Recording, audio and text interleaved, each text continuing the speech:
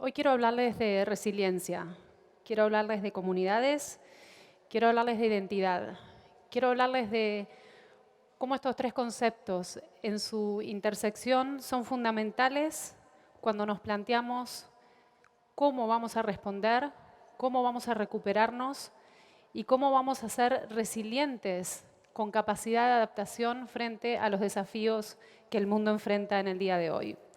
Vamos a detenernos primero en este mapa. ¿Qué tenemos aquí?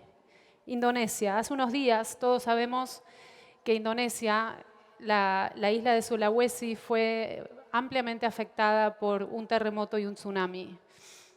Unos años atrás, todos recordarán también, todos y todas recordarán, en 2004, un tremendo terremoto en la costa occidental de la isla de Sumatra, en Indonesia, 9.1 en la escala de Richter, uno de los 4 grandes terremotos del siglo XXI. Una devastación monumental.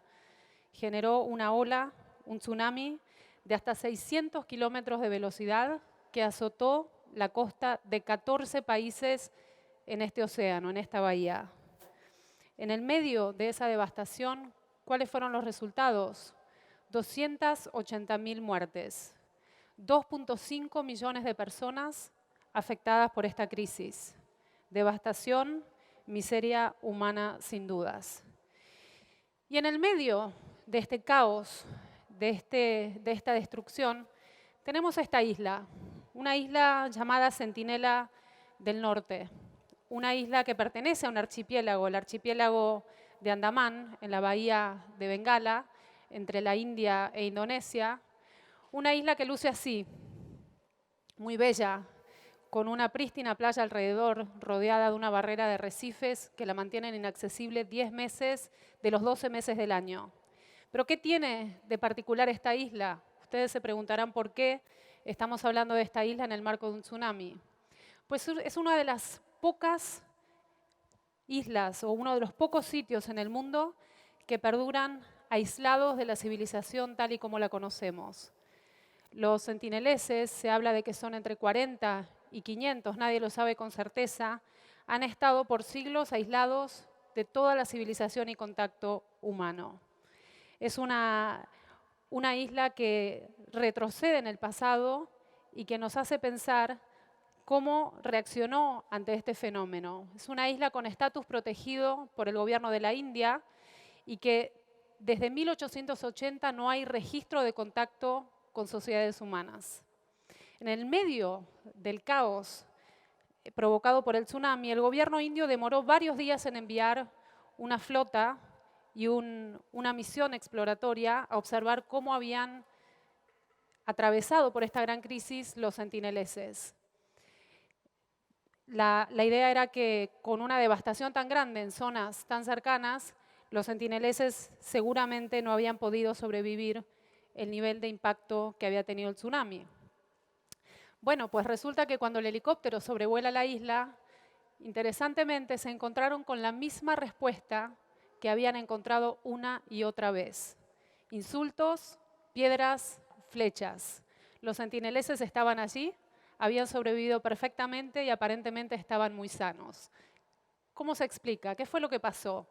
Pues aquí lo que estamos viendo es cómo pueblos nativos, a través de las generaciones y a través de la memoria y la transmisión oral, transmitieron el conocimiento necesario para sobrevivir a terremotos y a tsunamis de la manera en que lo hicieron estos sentineleses. Vamos a mirar otro ejemplo. Vamos a otro lugar remoto, mucho más en altura, 5.000 metros de altura, y por cierto, desértico, el desierto de Atacama, en el sur de América, en Chile. El desierto de Atacama fue por buena parte del siglo XIX y por buena parte del siglo XX también la cuna del salitre del mundo. El salitre utilizado como fertilizante por mucho tiempo en los países europeos que en su momento estaban en un boom de explosión poblacional, de crecimiento, y Chile fue sin dudas el gran exportador de salitre por muchas décadas. 80% de las exportaciones llegaron, de los ingresos de las exportaciones llegaron a provenir del salitre. Esto generó un boom fenomenal, lo llamaban el oro blanco. como toda boom que tienen los commodities, también tienen su caída. ¿Y qué le pasó a Atacama? Pues los pueblos del salitre de Atacama, por muchas décadas, con la caída de la venta del salitre, cayeron en la sombra y quedaron por décadas detenidos en el tiempo. Pero Atacama, al igual que Centinela, encontró formas de reinventarse. Hace unos años, quienes lo hayan escuchado tal vez conocen, en esta planicie, en Chajnator, la planicie donde ven estos telescopios, es donde muchos países unidos han generado un excelente proyecto para la observación astronómica del estudio de las estrellas y del origen del universo. Atacama, a través de la ciencia, reinventa su espacio y su identidad y genera un nuevo paradigma para los atacameños.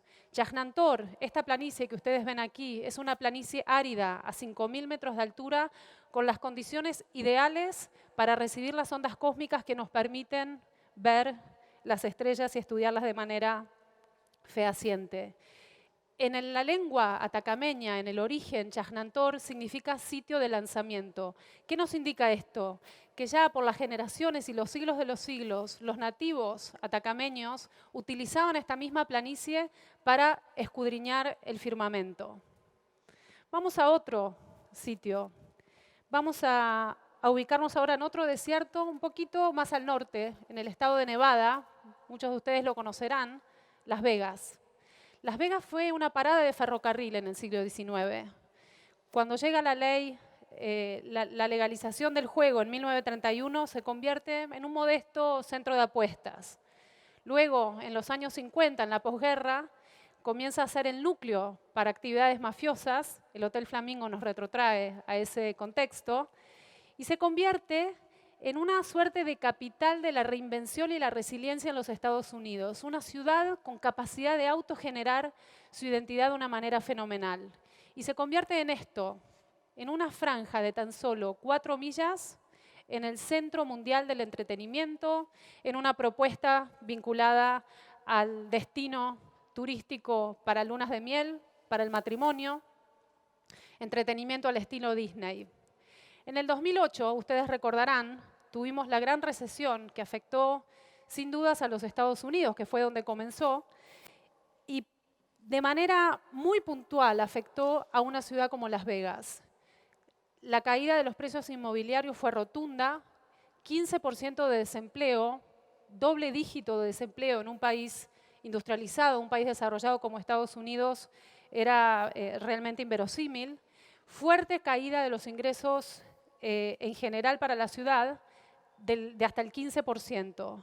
Pero empecinada en reinventarse, esta ciudad logró rebotar y reinventarse. Hoy, Las Vegas se sigue expandiendo, tiene récord de visitación y es una capital culinaria en el mundo, con al menos 25 restaurantes con estrellas Michelin. ¿De qué nos habla todo esto? Nos da una perspectiva sobre la noción de resiliencia. ¿De qué hablamos cuando hablamos de resiliencia? ¿Qué concepto estamos pensando? En el latín resiliere, resilio, quiere decir rebotar, volver hacia atrás. En la acepción más general, elasticidad. En la física, en la ingeniería, se trata de esto, se trata de la capacidad de un cuerpo de retornar a su forma, de recuperar su forma, luego de estirarse de manera elástica. En ecología, otro término, es la capacidad de un ecosistema, de la biosfera, de a partir de su dinámica interna, poder recuperarse frente a un shock externo, por ejemplo, un incendio. En psicología, es la capacidad del ser humano de recuperarse frente a situaciones adversas. Pero lo que a mí más me interesa compartir con ustedes es cómo esto se traslada al fenómeno comunitario. Cómo tomamos de todas estas disciplinas que estudiaron el concepto de resiliencia y cómo lo traemos a comunidades y a sociedades. Pues de lo que se trata es de ver cómo la naturaleza humana tiene no solo la capacidad de enfrentar adversidad, sino de prepararse para esas adversidades, enfrentarlas a los crisis y los choques y sobre todo recuperarse frente a estas. ¿Cuáles son los grandes desafíos de resiliencia que tenemos hoy día? ¿Por qué estamos hablando de resiliencia cuando hablamos de los grandes fenómenos de desarrollo a nivel mundial?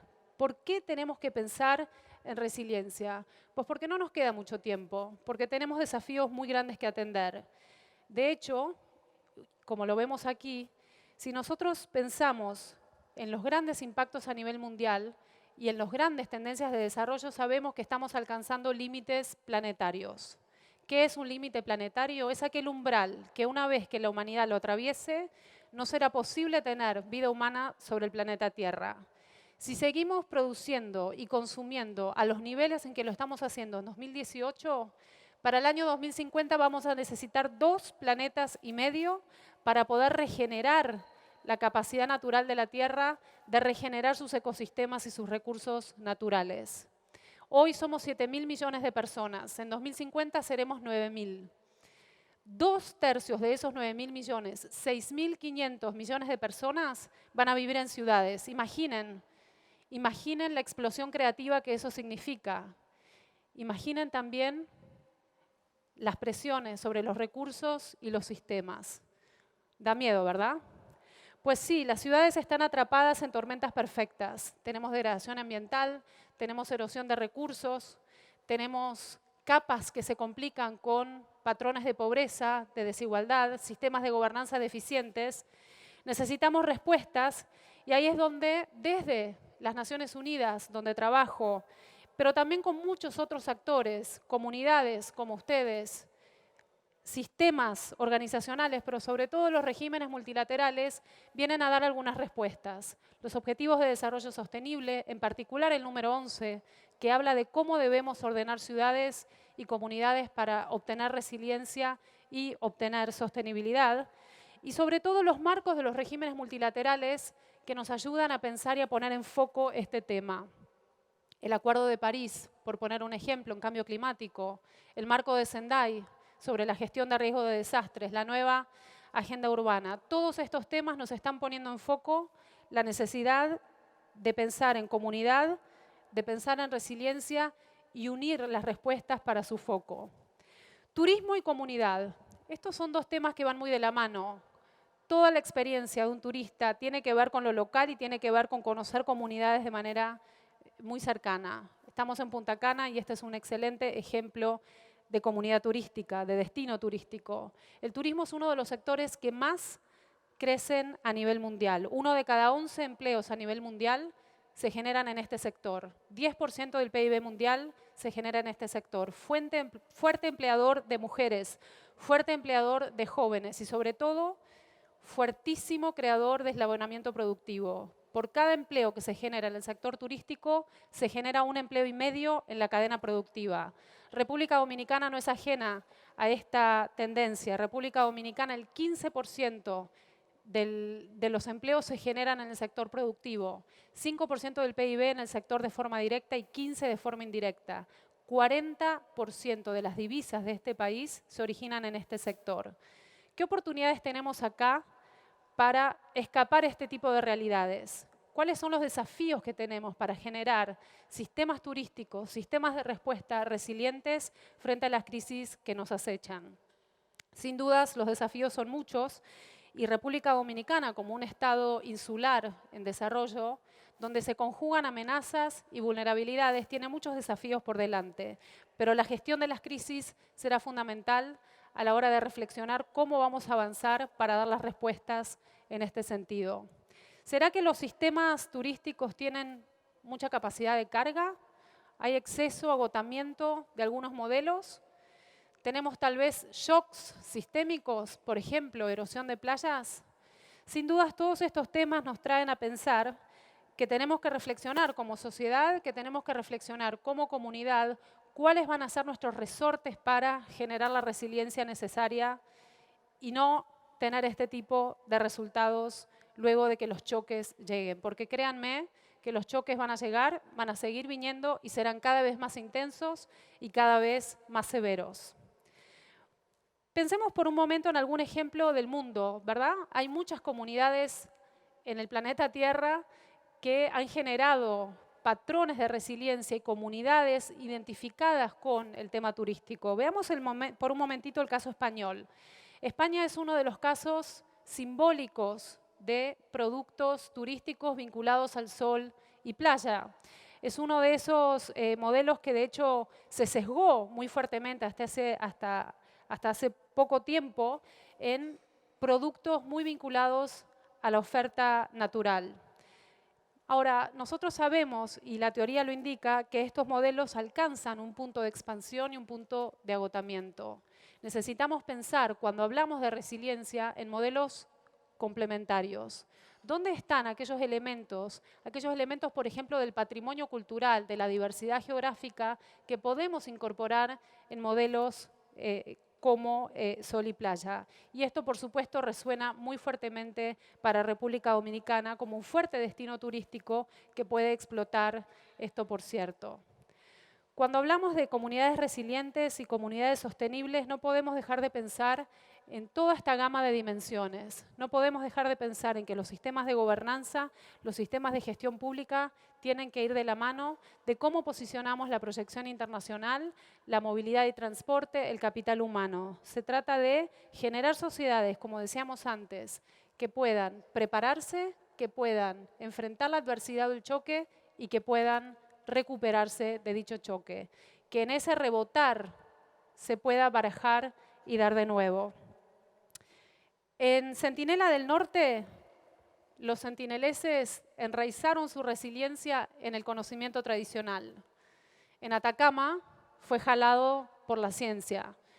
En Las Vegas vimos que fue modelado a través de su esquema de negocios. Si lo hacemos bien en República Dominicana, el cielo puede ser el límite. Muchas gracias.